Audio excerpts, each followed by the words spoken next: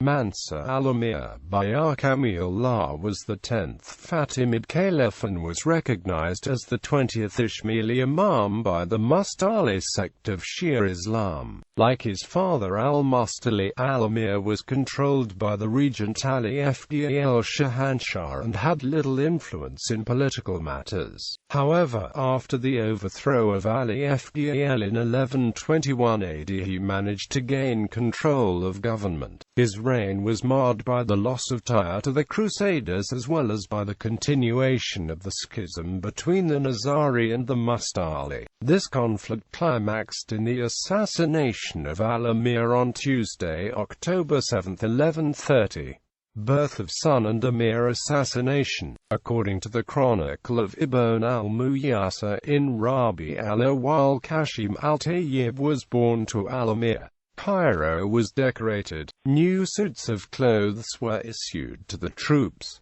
At the Aqiqah ceremony, in the presence of Al-Amir, the child was brought in, and Chief Qadi Ibn al-Muyassar was given the honor of holding it. The palace was filled with fruits and other sweets. Al-Amir was assassinated and Ibn Majin supported the imamate of the young child while his half-uncle, al-Hafiz, was entrusted as regent. This arrangement did not last much. al-Afdal Shahanshah expressed his enmity to Abd al-Majid and aimed to take over the caliphate. He imprisoned al-Hafiz. The Mustalis were killed, the possessions were seized. Ibn Majin and the four leaders of the Afdal, Nizari, al-Azizi, Razlan and Kunas, were slain. It is said that the guardian of Tayyib was Ibn Majin, who have hidden him in a mosque. The infant son of Al-Amir was supposedly carried in a basket of reeds by Abu Talib in which were vegetables,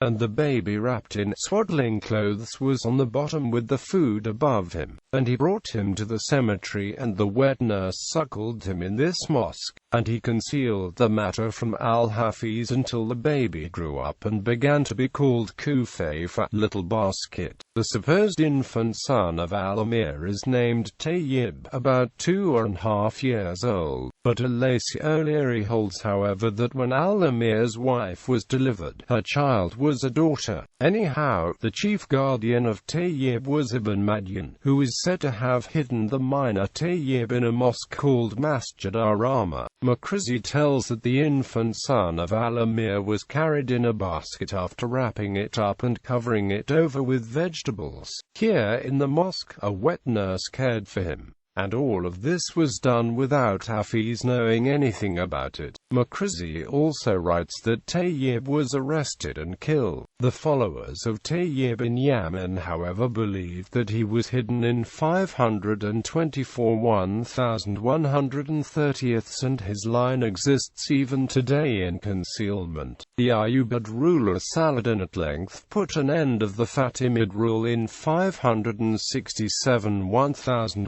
1171st, and had the khutbah read in Cairo in the name of Abbasid Caliph al-Musta'li, thus proclaiming Abbasid suzerainty in Egypt. There was unrest amongst al-Amir's follower. Amir Yanis organized resistance, and found a great response, especially among the soldiers of the Kutama, the hereditary mainstay of Fatimid rule. On 16 Muharram, 526 al-Afdal Shahanshah was killed while riding outside the city, and al-Hafiz fetched from his prison, and restored as regent of Imam Tayyib. The event was commemorated annually, right to the end of the Fatimid dynasty, named as Eid al-Nasr, held on that date. This is expressly stated by al-Makrizi, and is confirmed by a coin struck in Alexandria in 526, bearing the old legend, Abd al-Majid Wali al-Ahd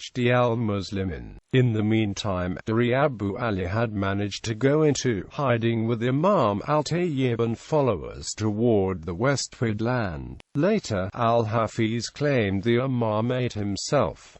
The Tayyabi claimed that Tayyib, the son of Al-Amir, was the rightful successor to the imamate.